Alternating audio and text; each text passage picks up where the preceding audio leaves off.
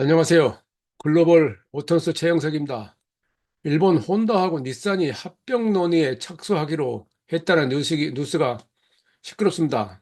지난주에 제가 닛산이 굉장히 어려움에 빠졌다고 뉴스를 별도의 칼럼을 통해서 전달 드린 적이 있었는데 별로 며칠 되지 않아서 또 새로운 형태의 진전이 이루어지고 있습니다. 공동 지주회사 설립하기 위해서 양해각서를 체결할 예정이라고 합니다. 이 뉴스가 나오면서 닛산 주가는 24%가 상승했지만 혼다는 3% 하락했습니다. 여기에 주목할 필요가 있죠.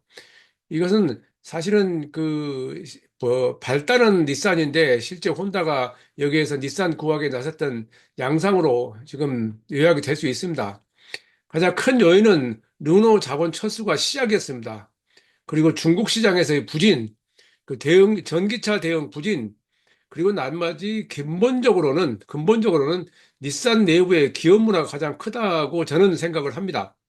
일단 실적으로 보자면 올해 10개월 동안, 2024년 10개월 동안 닛산은 생산 대수가 7% 감소한 265만 대, 혼다는 9% 감소한 313만 대, 또 여기에 또 미쓰비시도 참가할 것으로 예상이 되고 있는데 7% 감소한 79만 대 정도 수준이었습니다. 이걸 합하면 800만 대 된다는 얘기죠. 근데 이 회사 중에서 사실은 그 혼다 같은 경우는 뭐 말씀드렸지만 이륜차 중심의 회사입니다. 이륜차가 연간 판매가 1,500만 대이기 때문에 사륜차 분야에서 수익이 좀 떨어져도 그렇게 큰 문제가 없었습니다. 그래서 그동안 GM과의 협력도 꽤 했었고 또 이미 닛산, 혼다, 미쓰비시는 전기차 분야에서 협력하기로 하고 그 일을 추진해오고 있었죠. 근데 그 정도는 부족해서 이제 상황이 이렇게 발전한 것입니다. 이 통합의견이 나오게 된 배경은 우선 르노-닛산 얼라이언스부터 시작이 됩니다. 이 1999년에 닛산이 부도에 처했을 때 르노가 닛산 주식 43%를 인수하면서 기사회생을 했죠. 그러면서 칼로스 곤이라고 하는 코스트 커터, 비용 절감의 규제라고 하는 브라질 사람을 데려다가 무려 그 20년 가까이 CEO를 맡겼었는데 그 과정에서 항상 말했지만 절대 권력은 절대 불피한다는 말에서 알 수 있듯이 문제가 생겼고 그래서 칼로스 고는 도망가는 형태를 취하면서 사라졌고 그 이후로 여러 가지 문제가 해결될 것을 생각했지만 닛산 내부의 문제가 그렇게 상명하복 시키는 대로만 하는 그런 분야이기 때문에 그렇게 개선될 기미를 보이지 않았죠. 그런데 작년에 르노하고 닛산이 자본 관계를 이 43%에서 15%씩으로 각각 나누면서 사실은 이제 동맹 관계를 해소했습니다. 그 과정에서 두 회사는 동맹 관계에 있을 때 공용 플랫폼 하나를 만드는데 15년 이상이 걸렸습니다. 그만큼 두 문화가 이 화학적으로 결합하기 어려웠다는 그런 얘기가 되죠. 그리고 이번에 다시 그것만으로도 해소가 안 되니까 혼다와 닛산의 사업 통합 논의가 시작됐죠. 그 전에 이미 여름부터 르노가 닛산 지분을 최종적으로 다시 처분할 생각이 있다는 뉴스가 돌았고 그것을 누가 인수하냐는 논란이 많이 있었습니다. 근데 그 과정에서 결국은 헤어지게 된 건데 이 르노하고 관계는 이미 말씀드렸다시피 여러 가지 문제가 있었지만 그 자본 관계로 이렇게 르노 입장에서 보자면은 이렇게 정리가 됩니다. 99년, 2023년 7월, 작년 11월, 그래서 작년 11월에 15% 상호 출자로 자본 관계가 이제 조정이 돼갖고 동등한 관계가 됐죠. 그런데 제가 지난번에 말씀을 드렸듯이 이 무디스에서는 닛산의 신용 등급을 부정적으로 하향했습니다. 최하위 Baa3라고 하는 것은 유지했지만은 이 긍정적에서 부정적으로 해석했고 그것이 여러 가지 문제로 결국은 조금만 더 심각하면 투기 등급으로 전락할 가능성이 대두가 됐었었죠. 그 배경에는 이제 닛산의 영업 실적에 문제가 있죠. 영업이익이 올해 2분기에 3분기에 90% 감소했고 순이익이 93% 줄었고 또 9천 명의 인원 감축이라는 이야기가 나왔고 생산도 20% 줄일 것이라는 이야기가 나왔습니다. 중국 공장도 줄였죠. 예, 결국은 이 정도의 큰 폭의 축소는 이익 감소는 결국은 폭스바겐하고 같은 그런 형태라고 할 수 있겠습니다. 그러니까 제가 지난 여름부터 줄기차게 이야기해 왔는데 이 모든 글로벌 자동차 회사들의 문제점의 시작은 중국이다. 중국에서의 판매 부진은 대부분의 글로벌 업체들이 2001년 중국의 WTO 가입 이후에 그동안 그때까지 어려움을 극복하고 엄청난 수익을 올렸죠. 그리고 20년이 지났습니다. 그 20년 사이에 중국 회사들이 자동차 만드는 법을 배워서 시장을 잠식해 가면서 중국 브랜드의 시장 점유율이 50%를 넘어가면서 역으로 글로벌 브랜드 판매는 2020년부터 큰 폭으로 하락해서 예를 들어서 GM만 하더라도 423만 대 팔았던 판매가 201만 대까지 줄었어요. 폭스바겐도 420만 대 수준에서 320만 대가 떨어졌고요. 이걸 감당할 수 없는 게 그 한두 업체가 아니고 결국은 이번에 폭스바겐의 공장 폐쇄에 이어서 닛산도 문제가 불거진 것입니다.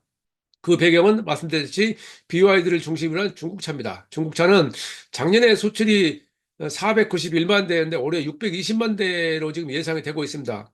620만 대는 GM의 연간 판매 대수, 작년 연간 판매 대수 비슷합니다. 또 그 모든 배경에는 중국의 자동차 회사들이 전기차의 저가 전기차를 가지고 시장별로 나누어서 공략합니다. 그러니까 일본차 시장을 공략하는 것은 동남아로 가고요. 미국차 시장을 공략하기 위해서 남미로 갑니다.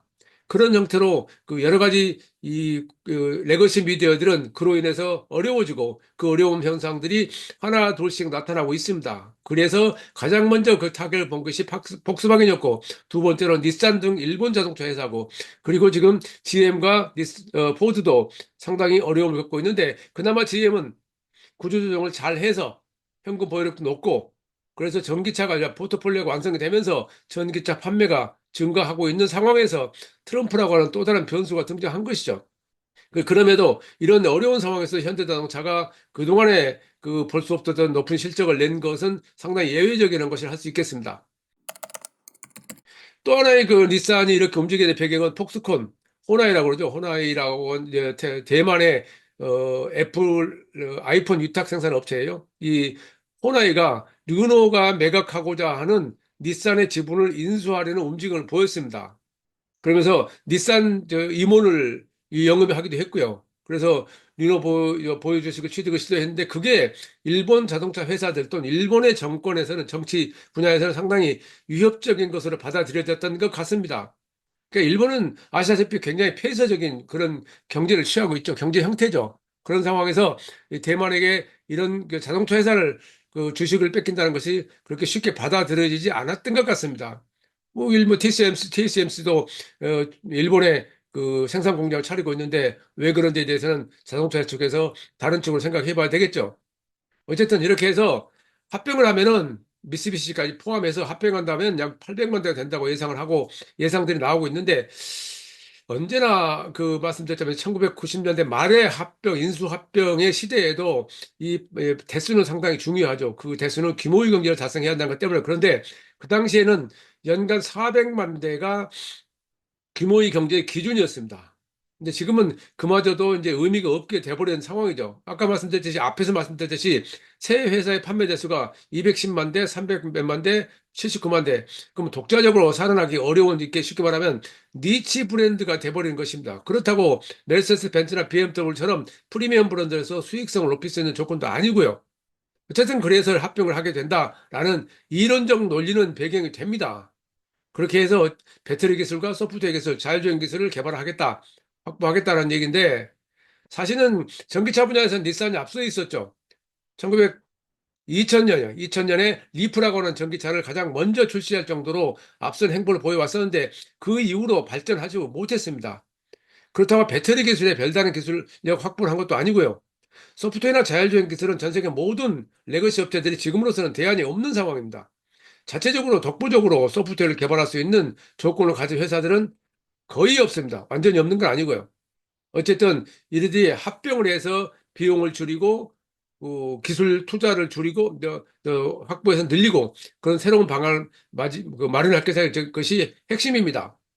이에 대해서 혼다는 과연 그러면 여기에 왜 적극적으로 참여하게 됐느냐는데 혼다 입장에서도 닛산과의 협업을 상당히 성장의 축으로 인식하고 있다라는 말들이 이미 있었죠.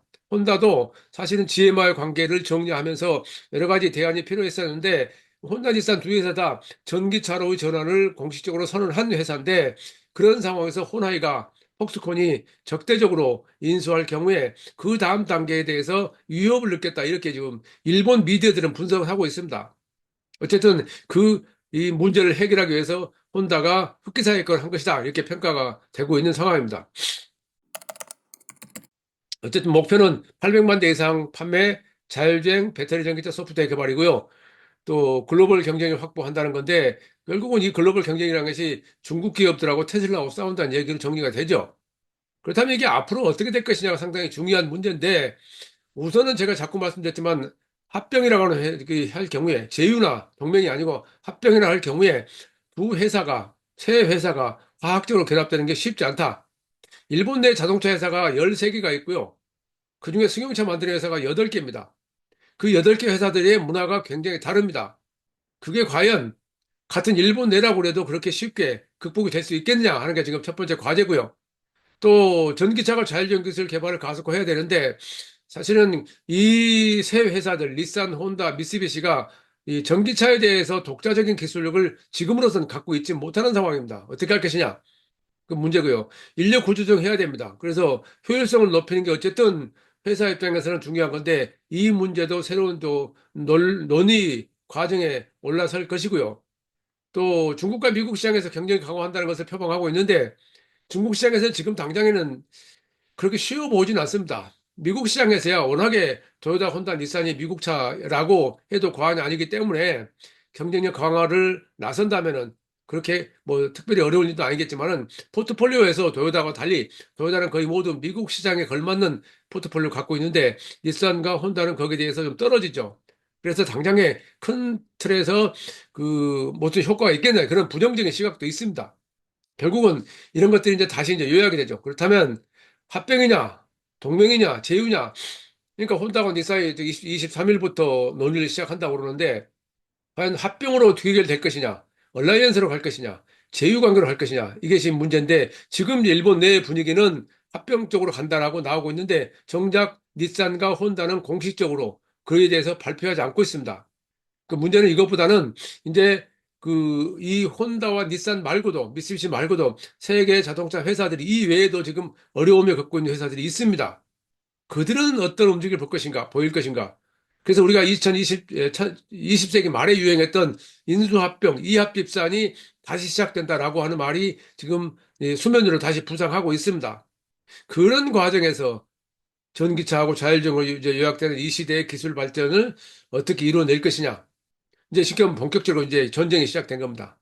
그래서 그 전쟁이 저는 항상 말했지만은 렉업시 업체들 간의 전쟁이 아니고 중국 업체들하고 전쟁이고 외부의 파괴적 경쟁자들의 전쟁입니다. 지금 상황에서 아무리 부인해도 소프트웨어하고 소프트웨어 전기 자동차 자율주행 기술이 없으면 그 자율주행을 레벨 5가 아니더라도 레벨 2, 레벨 3라고 하더라도 어쨌든 자율주행과 표현되고 있기 때문에 그 자율주행 기술을 개발하지 않고는 자동차의 이 경쟁력을 확보할 수가 없는 상황입니다. 그럼 그것들은 대부분 외부의 파괴적 경쟁자들의 힘을 빌려야 됩니다. 그때 비용은 어떻게 할까요? 그러니까 혼다와 닛산이 합병 논의를 시작했다는 것은 혼다와 닛산만이 문제가 아니고 글로벌 레거시 자동차 회사들이 지금 이 상황에서 그들의 생존을 위해서 어떤 방향을 취해야 될 것인지 근본적으로 고민해야 되는데 사실은 하기 쉬운 이야기를 하자면은 자본이 확실히 있어야 되고요. 그다음에 관련 소프트웨어하고 자율주행 관련 생태계가 있어야 됩니다. 네, 그런 점에서 앞으로 이제 일본 자동차 세대 어떻게 극복할 상당히 관심을 끌게 될 것이고요. 더불어서 현대자동차도 이 분야에서 어떻게 될 것인지 제가 여러 차례 거쳐서 정리한 적이 있었습니다만은 상당히 여러 가지 문제를 생각해야 되는 것만은 분명합니다. 이것이 앞으로 어떻게 정리될 것인지는 차근차근 뉴스가 도착하는 대로 여러분께 전달드리겠습니다. 최영석의 글로벌 인사이트 다음 시간에 뵙겠습니다. 감사합니다.